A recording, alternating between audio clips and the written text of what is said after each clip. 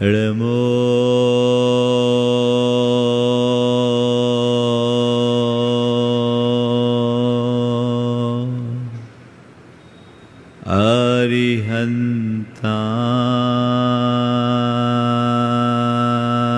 अरिहन्ताणं नमो अरिहन्ताण नमो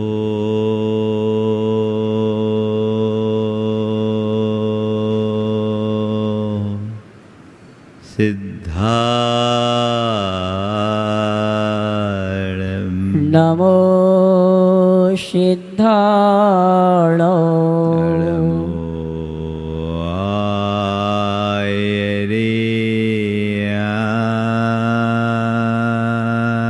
आयर्याणं नमो आयर्याण नमो उवध्यायाय नमो उवध्यायाण नमो लोये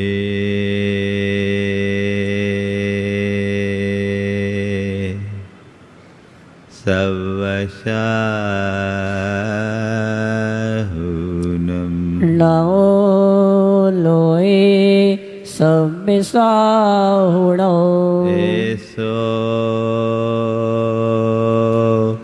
पञ्चेणमोयारो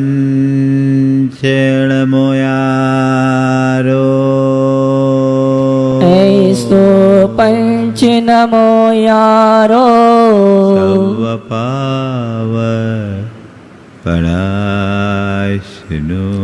सभ्य पाव प्रणाशिनो मङ्गलालं च सभेसिं मंगलाणं च शवेशं परमं होय मंगलम। परमं होय मंगलम्। जय बोलो देवादिदेव 1008 श्री भगवान महावीर स्वामी की जय जय जय। अहिंसा परमो धर्म की जय जय जय। परम पूज आचार्य गुरुवर श्री विद्यासागर जी महाराज की जय जय जय। बोले परम पूज मनीष श्री प्रमाण सागर जी महाराज की। परम पूज मनीष श्री निर्वेक सागर संधान सागर जी महाराज की। नमोस्तु गुरु।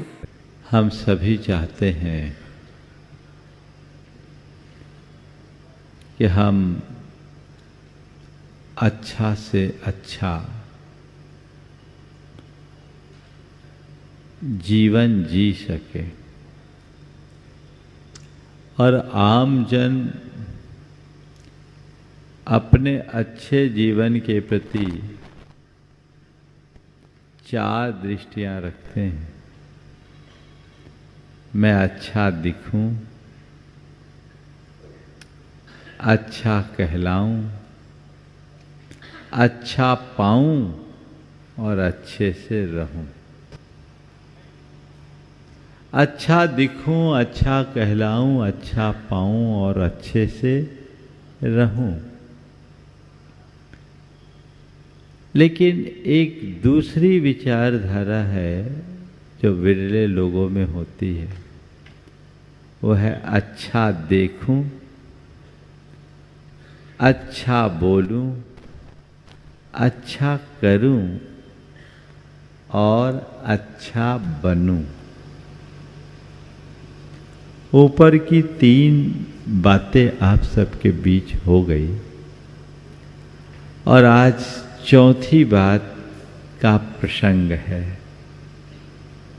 अच्छे से रहूं, अच्छे से जीऊं एक तरफ और अच्छा बनूं दूसरी तरफ। आप सब अच्छे से रहना चाहते हैं कि नहीं? हाँ, है ना? अब आपके अच्छे से रहने का मायना क्या है? कोई कहे कि आदमी बहुत अच्छे से रह रहा है, इसका मतलब आपके नजर में अच्छे से रहने का मतलब क्या है? बोलिए। हाँ हाँ, सुख शांति से रहना। शायद ये सही नहीं कह रहे हो। अगर मैं कहूं ये आदमी बहुत अच्छा है, बहुत अच्छे से रह रहा है, इसका जीवन बहुत अच्छा है, जीवन स्तर अच्छा है, तो आपकी नजर में कैसे व्यक्ति की छवि उभरेगी? हाँ, धार्मिक। मैं आपसे थोड़ा पलट के पूछता हूं, मैं कहूंगा कि आदमी बड़ा सुखी है, तो आपकी आंखों में कैसे आदमी की छवि उभरेगी? हाँ, आहार के मारवा। बहुत अच्छा। जब भी कहा जाए कि ये सुखी आदमी है, तो आप यही कहोगे जिसके पास पर्याप्त पैसा है, यश है, भरा पूरा परिवार है, अच्छी पहचान है, वो आपकी नज़र में सुखी आदमी है। यही है ना? और जब कहेंगे आदमी बहुत अच्छे से रह रहा है, तो आप कहोगे बहुत अच्छे से रह रहा है, इसको कोई कमी नहीं है। तो अच्छा का मतलब जिसके पास बाहर से सब कुछ अच्छा है, जो आपको दिख रहा है ना? अगर इसके उलट कोई व्यक्ति बड़ा संयमी है, सादगी से जीता है, धर्म कर्म करता है, व्रत उपवास आदि करता है, व्रती जीवन जीता है, तो आप उसको ये नहीं बोलोगे ये बड़ा सुखी है, आप कहोगे ये बड़ा धर्मात्मा है। बोलो, किसी धर्मात्मा को तुमने कभी सुखी कहा?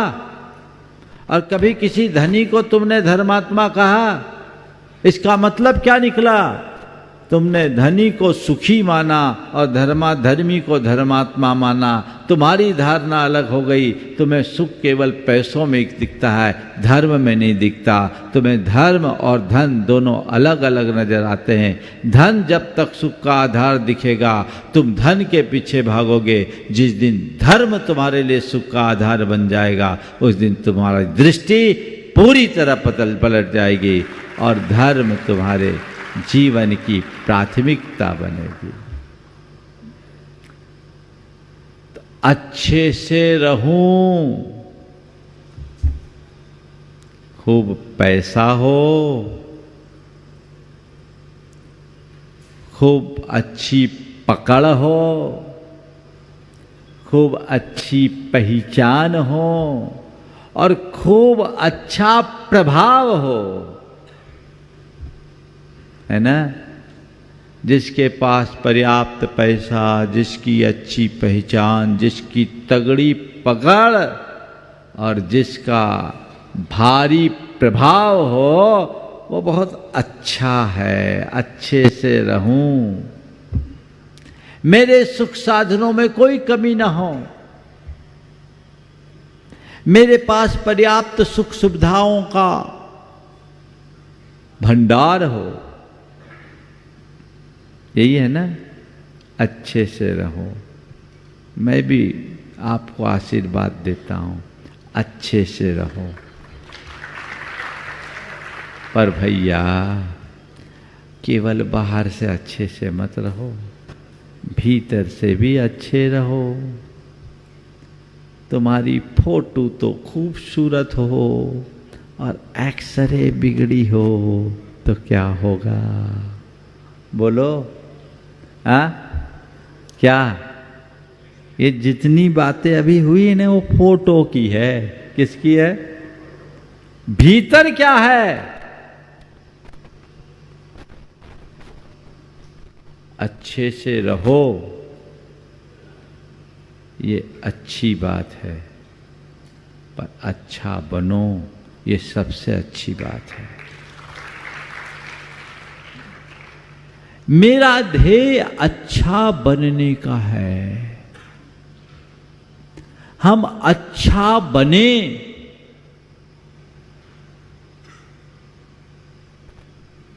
अच्छा बनने के लिए क्या करना होगा? बोलो। अच्छा बनना तो चाहते हैं ना आप लोग? अच्छा बनने के लिए क्या करना होगा? अच्छे कार्य अच्छा करना होगा ना। कल मैंने आप लोगों से कहा था कि एक एक्सरसाइज कीजिएगा कि इस जीवन में मैंने कौन कौन से अच्छे काम किए। कितने लोगों ने किया? थोड़ा हाथ उठाएंगे? एक उठ रहा है, बताओ मतलब क्या? दूसरा उठ रहा है। तो तुम लोग केवल प्रवचन सुनने आते हो तो कुछ नहीं होगा। ऐसा प्रवचन सुन के कुछ नहीं होगा। बस घंटे भर का तुम्हारा घंटे भर के लिए मन रम सकता है। ये बोल रहे कोशिश की, कुछ समझ में नहीं आया। अब एक बार एक आदमी को पकड़ा गया, वो मरा सपने में। तो सपने में मरा तो उसने जिंदगी भर बहुत पाप किया था। तो उससे कहा कि भैया तूने जीवन में कोई अच्छा काम किया है तो बता दे, तो हम तुम्हारी फाइल ठीक कर देंगे और तुम्हें हम नरक से स्वर्ग पहुंचाने की व्यवस्था कर देंगे। बहुत माथा पच्ची की। बोला मैंने एक बार चवन्नी का दान किया था। चवन्नी का दान किया था। बोले बहुत अच्छी बात है, चवन्नी का दान किया था। लाए कहाँ से थे? बोले एक की अठन्नी चुराई थी। चवन्नी का दान किया था, लाए कहाँ से थे? बोले एक की अठन्नी चुराई थी। बोले अठन्नी चुरा के चवन्नी के दान करने वालों की स्वर्ग में जगह नहीं है, जाओ नरक में। शायद समझ में इसीलिए नहीं आया होगा। कुछ हो तब तो आए। हम एक्सरसाइज करें। मैं मानता हूं आपने बहुत अच्छा किया, लेकिन एक बात ध्यान रखना, आज उससे आगे बढ़ो। अच्छा करने वाला अच्छा बने ये कोई जरूरी नहीं है। मैं आपको अच्छा करता दिख रहा हूं। मैं एक साधु हूं, अच्छी चर्या का पालन कर रहा हूं, अच्छा प्रवचन दे रहा हूं, मेरा व्यवहार आप सबको अच्छा लग रहा है, जो मैं देखने में आ रहा हूं सब अच्छा अच्छा है। पर मैं भीतर से अच्छा रहूं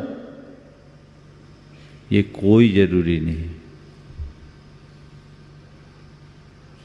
कोई जरूरी नहीं।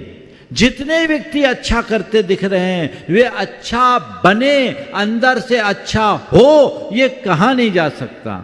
हालांकि ऐसा सोच के दूसरे के अंदर घुसने की कोशिश मत करना। महाराज ने कहा अच्छा दिखने वाला अच्छा ना हो, ऐसा भी संभव ऐसा है, लेकिन तुम्हें ऐसा मत नहीं करना।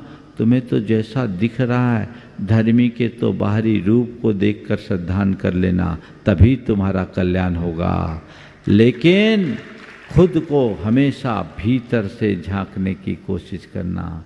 सामने वाले की फोटो देखो और खुद का एक्सरे पर नजर रखो, तब जीवन सुधार सकोगे।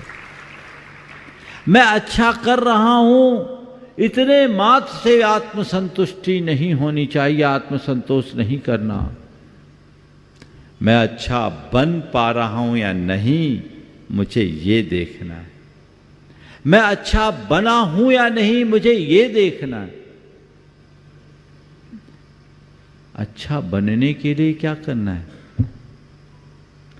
जिनसे मैं बुरा होता हूं उनसे बचना है। मुझे बुरा कौन बनाता है?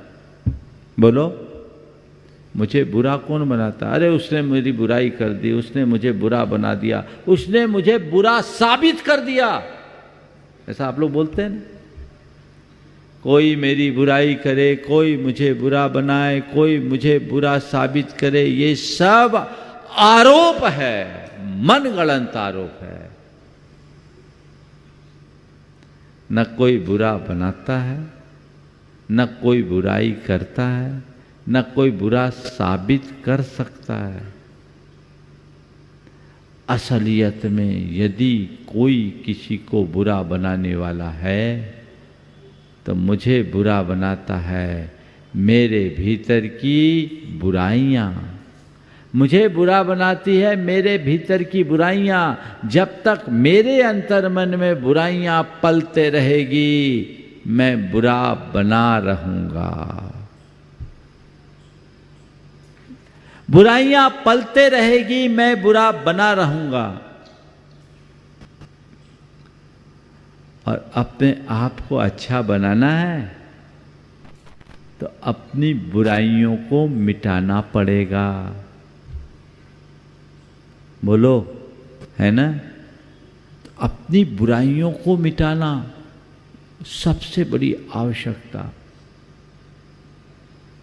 मेरे अंदर कौन कौन सी बुराइयां, उनको पहचानिए। अच्छा बनना चाहते हैं, सबसे पहला प्रयास कि मुझे अपनी बुराइयों को मिटाना है, बुराइयों पर विजय पाना है। मेरे अंदर दोष, दुर्बलता, दुर्गुण और जो दुष्प्रवृत्तियां हैं, मुझे उन्हें दूर करना है। जब तक मेरा जीवन दोषों से भरा होगा, जब तक मेरे अंदर दुर्बलताएं होगी, जब तक मेरे मन में दुर्गुण पलते रहेंगे, मेरी दुष्प्रवृत्तियां होते रहेगी, तब तक मेरा जीवन बुरा बना रहेगा। अगर मुझे जीवन को अच्छा बनाना है तो अपने दोष, दुर्बलता, दुर्गुण और दुष्प्रवृत्तियों से मुक्त होना होगा। ये 4 बातें अपने अंतर में अंकित कर लीजिए। दोष क्या होता है? दोष हमारे आत्मगत है। समझ गए? दोष आत्मगत है। हमारे अंदर के जितने भी विकार हैं वे सब दोष हैं। जितने भी आवेग संवेग हैं वे सब के सब दोष हैं।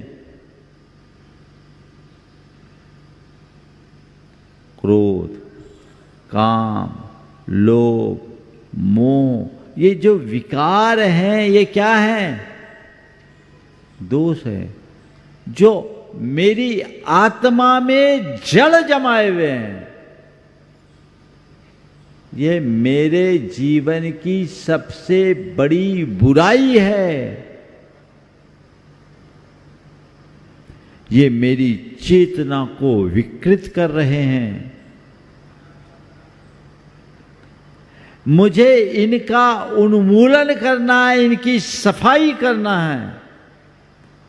जब तक ये समझ विकसित नहीं होगी, जीवन में सुधार नहीं हो सकता। कभी लगता है मुझ में कोई दोष है? बोलो। दूसरों के दोष तुरंत दिखते हैं, खुद के बोलो दिखते हैं। दोष ये असल दोष है। इन दोषों को दोष समझो और इन दोषों को मिटाने का दृढ़ संकल्प लो। अपनी चेतना को जगाइए। हृदय में जब ऐसा संकल्प जागृत होता है तो जीवन का रूपांतरण शुरू हो जाता है। काम, क्रोध, लोभ, मोह जैसे जितने भी विकार हैं, मुझे इन विकारों से मुक्त होना है। ये विकार मेरी चेतना को बीमार करते हैं। मुझे इनसे मुक्त होना है। महाराज आप बोल रहे हो, समझ में तो आ रहा है। इससे मुक्त कैसे हो ये आप बता दो तो हम तो अभी छुट्टी पा ले। थोड़ी देर में बताऊंगा। मुझे 4 बातें करनी है। पर दोष को दोष समझिए। क्या है दोष, इसे पहचानिए। दूसरे नंबर पर दुर्बलता। दुर्बलताएं स्वभावगत होती, दोष भावगत, जो आत्मा का काम, क्रोध, लोभ, मोह ये सब भाव है। दुर्बलताएं स्वभावगत होती। स्वभावगत क्या है? कई लोगों की दुर्बलता होती है अधीरता की, हड़बड़ी।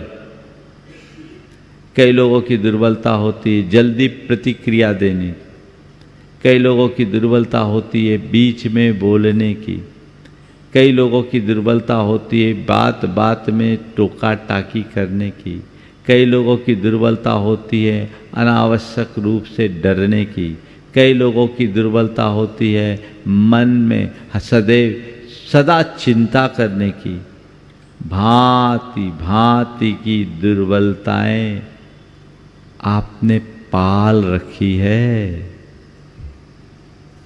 शरीर से दुर्बल होने वाला व्यक्ति फिर भी सफल हो सकता है, सुखी रह सकता है, लेकिन दुर्बल स्वभाव वाला व्यक्ति कभी सुखी नहीं होगा।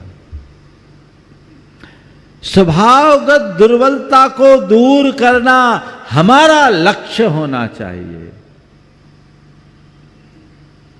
चिन्हित कीजिए। मैंने कल भी बोला था आप लोगों से, कागज पेन लीजिए और नोट करते रहिए तो इन प्रवचनों का आनंद होगा और वो आपके जीवन में कोई बड़ा परिवर्तन घटित कर पाएंगे। अन्यथा मैं बोलूँगा, आप सुनेंगे, दोनों का काम यहीं तक सीमित रह जाएगा, आगे कुछ नहीं होगा। हर व्यक्ति के हृदय में कुछ न कुछ दुर्बलता है। अपनी दुर्बलताओं को पहचानिए, उन्हें चिन्हित कीजिए, नोट कीजिए। ये मेरे जीवन की दुर्बलताएं हैं जो मेरे व्यक्तित्व को खोखला बना रहे हैं और जिनके कारण मुझे दुखी होना पड़ता है। चिन्हित करेंगे आप लोग? मुझे मालूम है कल भी पूछूंगा तो आपका वही रवैया होगा जो आज। क्यों?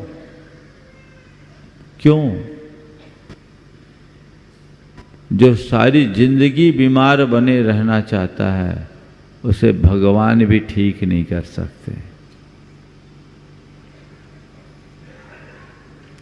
तुम लोगों को सुखी नहीं होना है, क्योंकि तुम अपनी जिस स्थिति में हो उसी में अपने आप को सुखी मान रखे हो। बोलो हो कि नहीं? हाँ, दवाई खाने की फुर्सत ही नहीं है, तुम प्रिस्क्रिप्शन घोट करके पी लोगे, दवाई नहीं खाओ। क्या हाल है? कैसे होगा जीवन का उत्थान? ये हमें तय करना है, समझना है और इस दिशा में गंभीरता से विचार करना है। अपनी दुर्बलताओं को पहचानिए, उन्हें चिन्हित कीजिए, रेखांकित कीजिए। ये दुर्बलताएं हैं। फिर है दुर्गुण। दुर्गुण क्या होता है? भावगत दोष, स्वभावगत दुर्बलता और प्रवृत्तिगत दुर्गुण।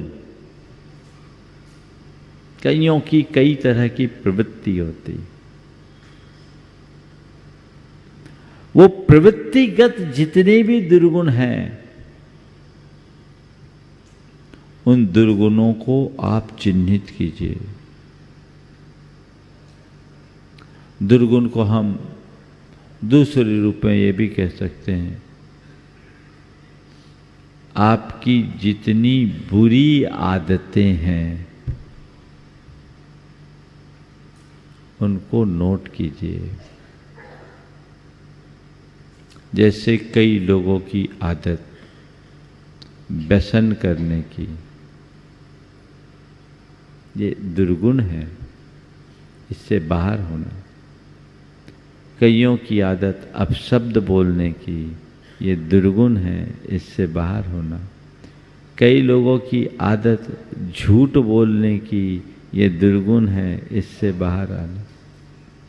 हर व्यक्ति की अलग अलग तरीके की दुर्बलताएं और हर व्यक्ति में अलग अलग तरीके के दुर्गुण होते हैं। ये सब प्रवृत्तिगत है, इनसे हमें बाहर होना है। तो दोषों से, दुर्बलताओं से, दुर्गुणों से और चौथी दुष्प्रवृत्तियों से, दुर्गुण में भी बुरी आदतें हैं और दुष्प्रवृत्ति तो पूरी तरह दुष्प्रवृत्ति है, जो हिंसा और पाप के कर्म में लिप्त होते हैं, जो हमारे पूरे जीवन को बुरा बना देते हैं, वे सब दुष्प्रवृत्तियों के अंतर्गत आते हैं। इन सब से मुक्त होना हमारी पहली प्राथमिकता होनी चाहिए। जब हम इनसे मुक्त होंगे तब हम अच्छा बन पाएंगे। तो अच्छा बनने के लिए क्या करना है? क्या करना है? थोड़ा जोर से बोलिए। क्या करना है? दोषों से बोलो, दोषों से, दुर्बलताओं से, दुर्गुणों से और दुष्प्रवृत्तियों को त्यागना है। अब कैसे करें? दोष, दुर्बलता, दुर्गुण और दुष्प्रवृत्तियों से जो मुक्त होगा वही दुखों से मुक्त होगा, उसका ही जीवन अच्छा बन पाएगा। तो ये हम कैसे करें? सबसे पहले अपने दोषों को, दुर्बलताओं को, दुष्प्रवृत्तियों को, दुर्गुणों को पहचाने, चिन्हित करें। पहला काम क्या है? पहचाने, उन्हें जाने। ये मेरी कमी है। मुझे अपने इन कमियों को पहचान कर फिर क्या करना है? संकल्पित हो। किसके लिए संकल्पित हो? मुझे इनसे मुक्त होना है, मुझे इनसे बाहर निकलना है, मुझे इन्हें छोड़ना है, मुझे इन्हें त्यागना है। ये मेरे शत्रु हैं, मुझे इन्हें मिटाना है। ऐसा वज्र संकल्प। पहचान के बाद जब मन में संकल्प जगता है तब जीवन में परिवर्तन की शुरुआत होती है। जो पहचानेगा ही नहीं वो संकल्पित कैसे होगा?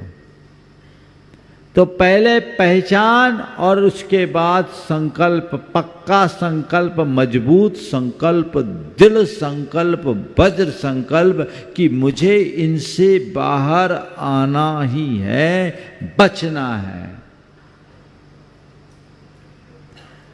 और संकल्प के उपरांत तीसरे चरण में आपको सजग होना है।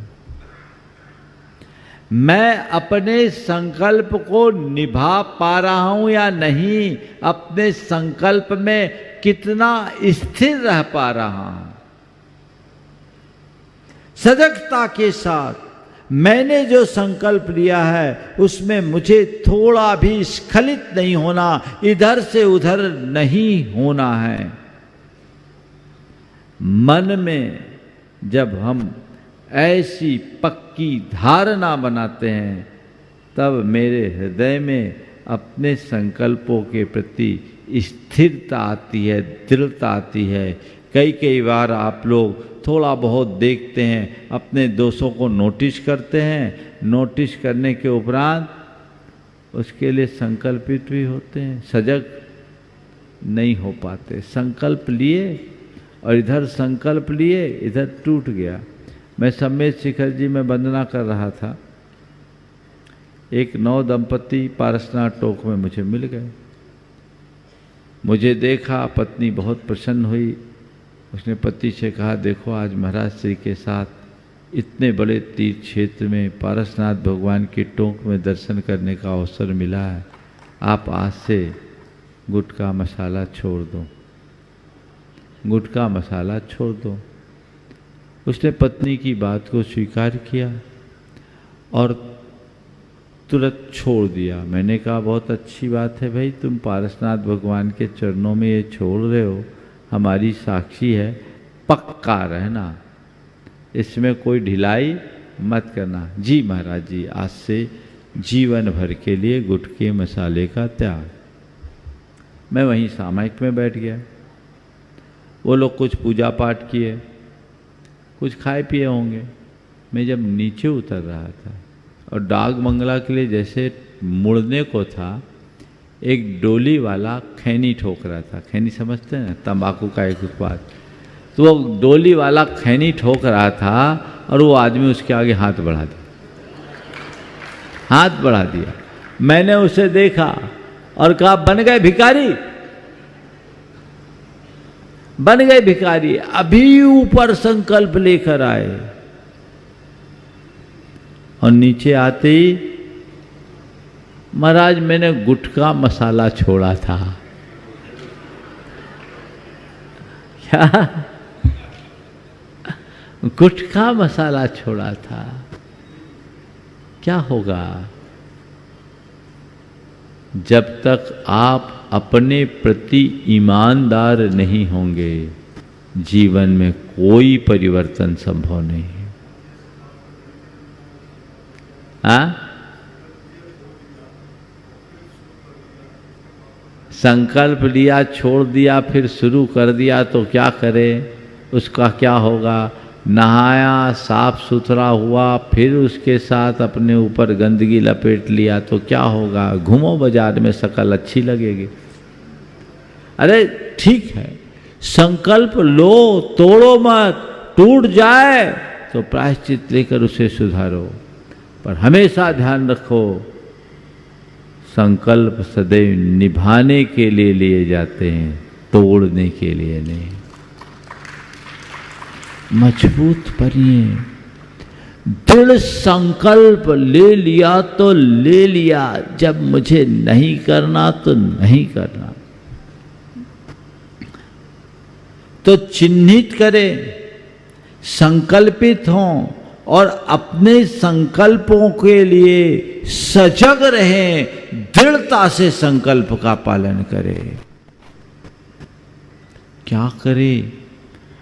हमारी सजगता को तो संस्कारों में ही समाप्त किया जाने लगा।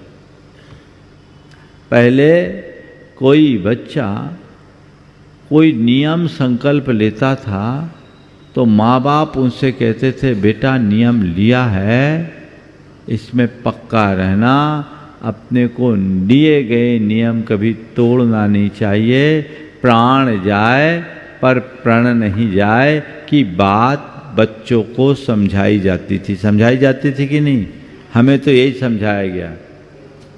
नियम लिया है तो उसको कभी तोड़ना मत, या तो नियम लेना मत और लिया है तो तोड़ना मत। अपनी पीढ़ी तक तो यही समझाया जाता था, क्योंकि तब दादियों का साथ मिलता था।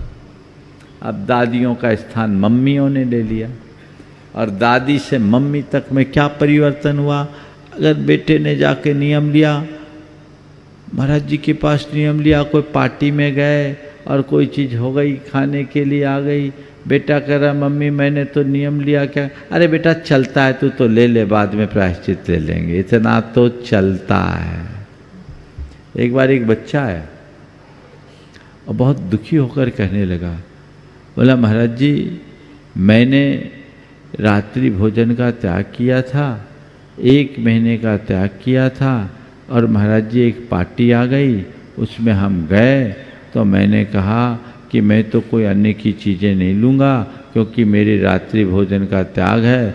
महाराज जी मेरी मम्मी और साथ में पापा भी कहने लगे अरे इतना तो चलता है, तुम ले लो।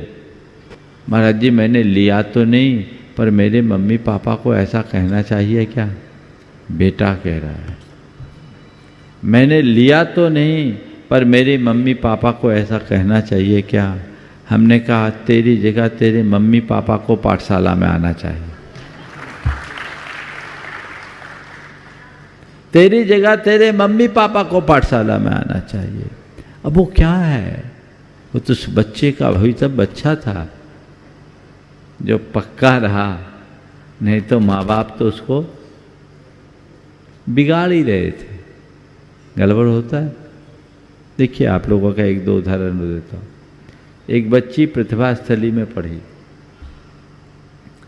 तो प्रतिभा स्थली में पढ़ती थी तो वहाँ तो कुछ मिलता नहीं खाने पीने को, आलू प्याज ये सब चाट पकौड़े मिलते नहीं बाजार के। अब वो घर आई तो घर में कहा जाता है कि तुम रात में खा लो, वहाँ तो तुमको मिलता नहीं, और तुम जिन चीज़ों को वहाँ नहीं मिलता तुम आलू प्याज वगैरह यहाँ खाओ, सब चाट पकौड़े खाओ। वो बच्ची अपने माँ बाप को लेकर मेरे पास आई। देखिएगा आप, बच्ची माता पिता को लेकर मेरे पास आई और कहा महाराज जी ये बताइए, ये कहते हैं कि तुमको वहाँ नहीं मिलता तो तुम यहाँ खा लो। तो महाराज जी मेरे दो सवाल हैं। पहली बात तो इनसे ये पूछिए कि इन लोगों ने मुझे प्रतिभा स्थली किस लिए भेजा। पहली बात तो ये, इनसे ये पूछिए कि इन्होंने मुझे प्रतिभा स्थली क्यों भेजा, और दूसरी बात इनको क्या करना चाहिए। मैं यदि आलू प्याज आदि की नहीं खाती, मैं रात्रि भोजन नहीं छोड़ती नहीं करती, तो इन्हें मुझे देखकर खुद को त्यागना चाहिए या मुझे खाने के लिए प्रेरणा देना चाहिए। बच्ची कह रही। ये तो उस बच्ची में पक्के संस्कार थे, ये प्रतिभा स्थली का ही रंग था कि वो अपने आप को संभाल ली। लेकिन ज़्यादातर तो माता पिता बिगाड़ते ही। आप अपने बच्चों को अच्छे संस्कार देने के लिए वहाँ भेजे हो, तो आपको चाहिए कि आप खुद भी उससे प्रेरित हो। आदर्श तो ये है बेटे, जब तुम घर से बाहर रह कर के इनसे दूर हो इतनी कम उम्र में, तो अच्छा काम है। आज से हमारे घर में भी ये सब चीज़ें नहीं होगी, हम लोग भी इससे दूर होंगे, क्योंकि मार्ग तो यही है। संकल्प में दृढ़ता होनी चाहिए। पर कई ऐसे भी माँ बाप हैं और बच्चे भी भटक जाते हैं, प्रतिभा स्थली से बाहर निकलते हैं और कहते हैं पहले चाट खाओ फिर आगे जाएंगे। तो इन्वायरमेंट अगर उल्टा हो जाता है तो संकल्प का निभना बहुत कठिन होता है। सजग रहिए, हमेशा ऐसे अनुकूल वातावरण में रहिए जहां आपके संकल्प की पुष्टि हो। ऐसे निमित्तों से बचिए जहां संकल्प खंडित हो। मन बहुत कमजोर है, वो वातावरण से बुरी तरह प्रभावित होता है। तो हमें सब प्रकार के शारीरिक, भौतिक, मानसिक परिस्थितियों से दूर रहना है जो हमारे संकल्प को शिथिल करते हैं, और ऐसी भौतिक और मानसिक स्थितियों को निर्मित करना है जिससे हमारे संकल्प पुष्ट होते हैं। ये सजगता का एक उदाहरण है। तो अपने दोषों, दुर्बलताओं, दुर्गुणों और दुष्प्रवृत्तियों को चिन्हित करे, पहचाने, उन्हें दूर करने के लिए संकल्पित हों और उनके प्रति सजग रहें, और सजग रहने के बाद निरंतर उसकी समीक्षा करते रहें कि मैंने अपने दोषों में कितना नियंत्रण पाया। ये अगर आपके जीवन की प्रक्रिया बन जाए तो बहुत बड़ा बदलाव होगा। इनमें से दो चीजें और हैं। जो चीजें प्रवृत्तिगत होती है उन्हें तो हम बहुत छोटे से मोटिवेशन से दूर कर सकते हैं। मान लीजिए कोई शराब पीता है, कोई धूम्रपान करता है या और कोई खोटी प्रवृत्ति है, उसे थोड़ी प्रेरणा दी जाए, उसके मन को मजबूत कर दिया जाए, उसके संकल्प शक्ति को जगा दिया जाए, तो उन सब चीज़ों से बाहर हो जाएगा। क्योंकि ये सारी क्रियाएं बुद्धिपूर्वक की जाती है, और जो कार्य बुद्धिपूर्वक होता है उसे हम बुद्धिपूर्वक बहुत आसानी से त्याग कर देते हैं, त्याग सकते हैं। एक बार उसका माइंडसेट तैयार कर दिया जाए, चीज़ों से दूर हो जाता है। और ऐसा मैंने बहुतों को देखा है, जो बड़े बड़े दुष्प्रवृत्तियों के शिकार थे, उनके जीवन में बड़ा बदलाव आया। एक स्थान पर मैं था,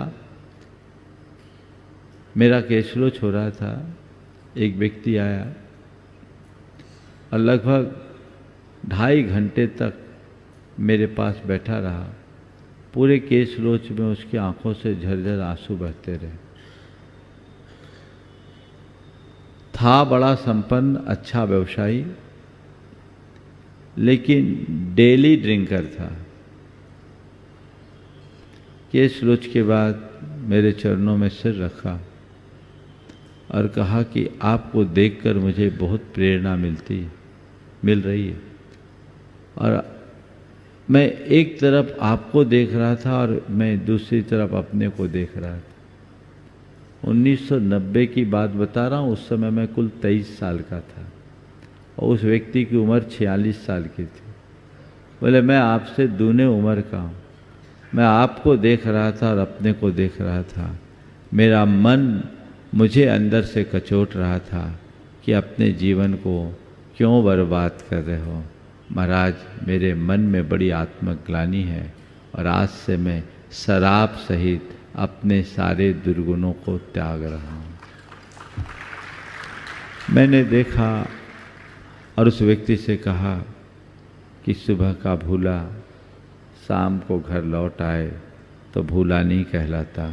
मैंने उसे थोड़ा संबोधा, उसने त्याग किया। दूसरे दिन आहार देने चौके में आ गया। तो शराबियों का भरोसा नहीं रहता, जिसका मुझे पता रहता है कि ये लेता है तो मैं उससे आहार नहीं लेता। अब चौके में तो आ गया, ना करूँ तो दिक्कत, लूँ तो दिक्कत। तो मैंने तुरंत कुछ दिमाग दौड़ाया और कुशलता से, गर्मी का समय था, उसको हवा करने वाले की जगह पे खड़ा कर दिया तो हवा झेलते रहे। आहार देने का मौका ही नहीं मिला, मेरा आहार हो गया, कुल्ला उसके हाथ से कर लिए। जब आया मैंने एकांत में उसे समझाया कि देख भाई, कल तक तो तू सुबह से शराब पीता था, आज तूने छोड़ा है, पर अभी मुझे भरोसा नहीं कि तू छोड़ दिया। मेरे साथ आहार में तू आ रहा है और कल शराब पिएगा तो तेरे साथ मेरी हंसी होगी कि देखो महाराज के साथ रहने वाला शराब पीता है। बोले महाराज आपको कभी ऐसा अवसर नहीं मिलेगा। मैंने कहा ठीक है, पर मैं तुझसे अभी आहार नहीं लूँगा। तू चौके में चल सकता है, इतनी अनुमति तो दूंगा, पर तुझे हवा झेलना है। बोले महाराज अब मैं उसी दिन आहार दूंगा जिस दिन आप बोलोगे, पर जाने की अनुमति है ना? बोले है। पक्का था। वो आदमी गया, 15 दिन में उसके लक्षण पूरे परिवर्तित हो गए। मुझे लगा कि आदमी एकदम इससे बाहर हो गया। मैंने कहा भैया मैं तेरे से आहार ले सकता हूँ। बोले गुरु घर में ही आहार दूंगा और कहीं नहीं दूंगा। चौका लगाया, मैं उसके घर आहार लिया। उसमें इतना बड़ा परिवर्तन आया कि आज वो 7 प्रतिमा के व्रत का पालन कर रहे हैं। ये प्रवृत्तिगत परिवर्तन है। बिगड़ा से बिगड़ा इंसान यदि मुड़ जाए तो सुधर जाता है।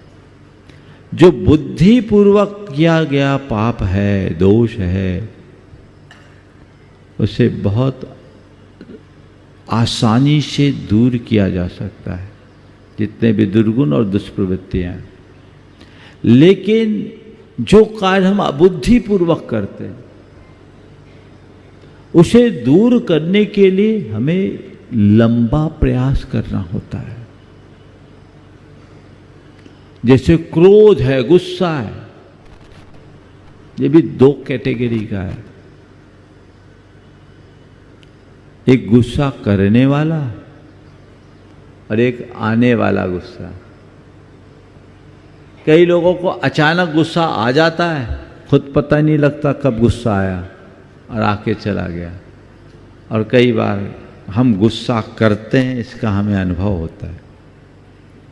जो बुद्धिपूर्वक है उसे हम थोड़ी बुद्धि से जगा कर ठीक कर सकते हैं, लेकिन जो अबुद्धिपूर्वक है, यानी जो बातें हमारे सबकॉन्शियस में गहरी बैठी हुई है, वो अपने आप उभरती है। तो अबुद्धिपूर्वक जमे आने वाले जो भी दोष हैं, वे हमारी चेतना में जमे हुए संस्कारों की अभिव्यक्ति है। उन्हें दूर करने के लिए हमें अपने चेतना के संस्कारों को बदलना पड़ेगा। चेतना में जमे हुए संस्कारों को बदलना होगा। उन संस्कारों को जब हम बदलेंगे तब हमारे भीतर सुधार आएगा। तो उसके लिए एक पूरी प्रक्रिया है जो 2-3 मिनट में मैं पूरी कर रहा हूं। अपने अंदर के संस्कारों को बदलना है तो सबसे पहले आप इस बात का एहसास करना शुरू कीजिए कि मेरे अंदर गुस्सा आ रहा है। प्रारंभिक चरण में आप नहीं कर पाएंगे। उसके लिए आपको किसी की मदद करनी पड़ेगी, मदद लेनी होगी। और मदद किसकी ले सकते हैं? हर व्यक्ति, चाहे वो कितना भी गुस्सैल हो, उसका कोई ना कोई एक ऐसा आत्मीय होता है जिसकी किसी बात को बुरा नहीं मानता। चाहे वो आपकी पत्नी हो, पति हो, माँ बाप हो, मित्र हो, जो हो, बच्चे हों, उनको आप उनका सहयोग लीजिए। जिनकी बात आपको बुरी न लगे उनका लेना, और उनसे कह दो कि देखो जब भी मैं ट्रैक से बाहर आऊं मुझे टोक देना। पहली बार में जब वो कहेगा कि भैया आपने गुस्सा किया, तो आप कहोगे आया होगा, अभी स्वीकार नहीं। दूसरी बार कहेगा हाँ आया तो है, आ गया, क्या करे। तीसरी बार, तीसरी स्टेज आएगी, आ गया, आना तो नहीं चाहिए, मैं चाहता तो नहीं था फिर भी आ गया। चौथी स्टेज ये, गलत आया, नहीं आना चाहिए थे, यहां गुस्सा करने की जरूरत नहीं थी, नहीं ठीक नहीं है। पांचवी स्टेज ये बुरा है, ये धीरे धीरे सुधार की दिशा है, गुस्सा बुरा है, ये नहीं होना चाहिए। छठवीं स्टेज अंदर से पश्चाताप और प्रायश्चित का भाव। छठी स्टेज पश्चाताप और प्रायश्चित का भाव कि नहीं मुझे इससे बचना है। सातवीं स्टेज आपके अंदर ऐसी अवेयरनेस आई, गुस्सा रहने नहीं, मुझे इसे रोकना है तुरंत, और निकल गया, माफ करना, गुस्सा आ गया। और आठवीं स्टेज गुस्सा उठने को है, उससे पहले ही नहीं, मुझे गुस्सा को आने ही नहीं देना, ये मेरी दुर्बलता है और हम क्षमा मांगे। ये सुधार, और इस सुधार के लिए जब भी आपको गुस्सा आए एक अभ्यास कीजिए, जैसे पता लगे अपनी निंदा करिए, आलोचना कीजिए और 9 बार नमोकार पढ़िए, इस भाव से कि दोबारा मैं इसकी पुनरावृत्ति नहीं करूंगा। आपके अंदर सुधार की प्रक्रिया शुरू होगी और निरंतर आत्म सुझाव दीजिए, मुझे शांत रहना है, मुझे शांत रहना है। ये सब कॉन्शियस में जब तक ये बातें नहीं उभरेगी तब तक जीवन में परिवर्तन नहीं आएगा। तो ये परिवर्तन हमारे हाथ में है, हम चाहें तो वो सब प्राप्त कर सकते हैं। बंधुओं, आने वाले 11 तारीख को पार्श्वनाथ भगवान का निर्वाण महामहोत्सव बहुत धूमधाम से हम लोग परंपरागत तरीके से तो मनाएंगे ही, पर उस दिन कुछ विशेष भी होगा। और लाडू चढ़ाने के साथ साथ दोपहर में हमने 3:30 बजे से लेकर 5:30 बजे तक युवाओं के लिए एक विशेष सत्र रखा है, जो उनके साथ हमारा इंटरेक्शन होगा। हमारे समाज के युवा और युवती उसमें आएंगे। 16 साल से 35 साल की उम्र समूह के लोगों के लिए ही ये सत्र है, एक विशेष सत्र। मुझे जानकारी मिली है कि बहुत संख्या में ये सब बच्चे उत्साहित हैं, उन्हें आने दीजिए। और इसके लिए किसी का कोई रजिस्ट्रेशन की ज़रूरत नहीं है, वे बिना रजिस्ट्रेशन के आएँ, बैठ करके एक संवाद करें और अपने जीवन का हल प्राप्त करें। भावना योग का जो शिविर 16, 17, 18 तारीख का है, उसका रजिस्ट्रेशन इसलिए क्योंकि पूरे दिन का कार्यक्रम चलना है और आपकी संख्या के आधार पर यहाँ की समिति को व्यवस्थाएं बनानी होगी। और इस सत्र में भी जो 11 तारीख का है, चूँकि शाम का सत्र है और उसके बाद कमेटी को व्यवस्था बनानी है, तो उसकी एक सूचना मिल जाए तो यहाँ की समिति को सुविधा होगी। तो रजिस्ट्रेशन का उद्देश्य केवल इतना है, आप ये दोनों कार्यक्रम जो खासकर युवाओं के लिए है, आप इसमें अपनी सहभागिता निश्चित करें। आप अपने बच्चों को प्रेरित करें, बहुओं को प्रेरित करें और इस कार्यक्रम में आने के लिए और अपने अड़ोस पड़ोस के लोगों को भी प्रेरित करें, विभिन्न माध्यमों से उसकी जानकारी दें और उस दिन के शंका समाधान में भी अपनी सहभागिता दें, ताकि छुट्टी का पूर्ण आनंद लिया जा सके और जीवन को बेहतर बनाया जा सके। शेष जो कार्यक्रमों की सूचना आपको नियमित दी जाती रही है, आप उस पर विचार करें और उसका शीघ्र लाभ उठाएं। विराम दूंगा, सभी आप मेरे साथ दोहराएंगे मंगल भावना को। मंगल मंगल मंगल होए जगत में सब मंगलमय होय। मंगल मंगल हो ये जगत में सब मंगलमय हो। इस धरती के हर प्राणी का मन मंगलमय हो। इस धरती के हर प्राणी का मन मंगलमय हो। कहीं क्लेश का लेस रहे ना दुख कहीं भी हो। कहीं क्लेश का लेस रहे ना दुख कहीं भी हो। मन में चिंता भय न सतावे रोग शोक नहीं हो। मन में चिंता भय न सतावे रोग शोक नहीं हो। नहीं बैर अभिमान हो मन में क्षोभ कभी नहीं हो। नहीं बैर अभिमान हो मन में क्षोभ कभी नहीं हो।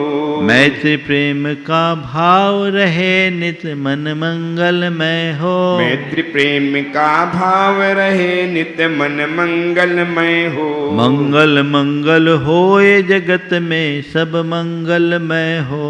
मंगल मंगल हो ये जगत में सब मंगलमय हो। इस धरती के हर प्राणी का मन मंगलमय हो। इस धरती के हर प्राणी का मन मंगलमय हो। मन का सब संताप मिटे अरु अंतर उज्ज्वल हो। मन का सब संताप मिटे अरु अंतर उज्ज्वल हो। राग देश और मोह मिट जाए आत्म निर्मल हो। राग देश और मोह मिट जाए आत्म निर्मल हो। प्रभु का मंगल गान करे सब पापों का क्षय हो।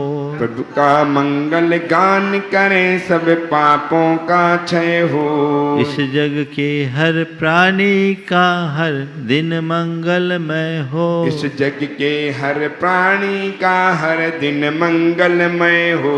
मंगल मंगल होए जगत में सब मंगलमय हो। मंगल मंगल हो ये जगत में सब मंगलमय हो।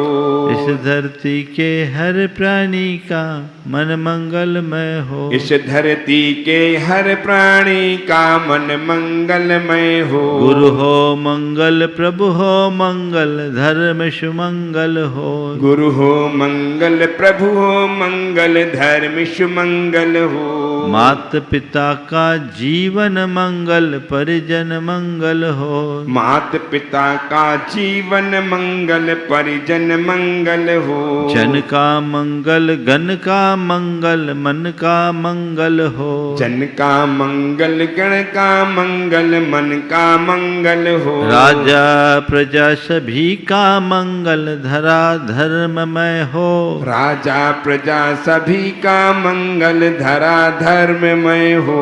मंगल मंगल होए जगत में सब मंगलमय हो। मंगल मंगल होए जगत में सब मंगलमय हो। इस धरती के हर प्राणी का मन मंगलमय हो। इस धरती के हर प्राणी का मन मंगलमय हो। मंगलमय हो प्रात हमारा रात सुमंगल हो। मंगलमय हो प्रात हमारा रात सुमंगल हो। जीवन के हर पल हर क्षण की बात सुमंगल हो। जीवन के हर पल हर क्षण की बात सुमंगल हो। घर घर में मंगल छा जाए जन जन मंगल हो। घर घर में मंगल छा जाए जन जन मंगल हो। इस धरती का कण कण पावन हो मंगलमय हो। इस धरती का कण कण पावन और मंगलमय हो। मंगल मंगल होए जगत में सब मंगलमय हो। मंगल मंगल होए जगत में सब मंगलमय हो। इस धरती के हर प्राणी का मन मंगलमय हो। इस धरती के हर प्राणी का मन मंगलमय हो। सब जग में मंगल बढ़े। सब जग में मंगल बढ़े। चले अमंगल भाव। चले अमंगल भाव। है प्रमाण की भावना। है प्रमाण की भावना। सब में हो सद्भाव। सब में हो सद्भाव। जय बोलो परम पूज्य आचार्य गुरुवर श्री विद्यासागर जी महाराज।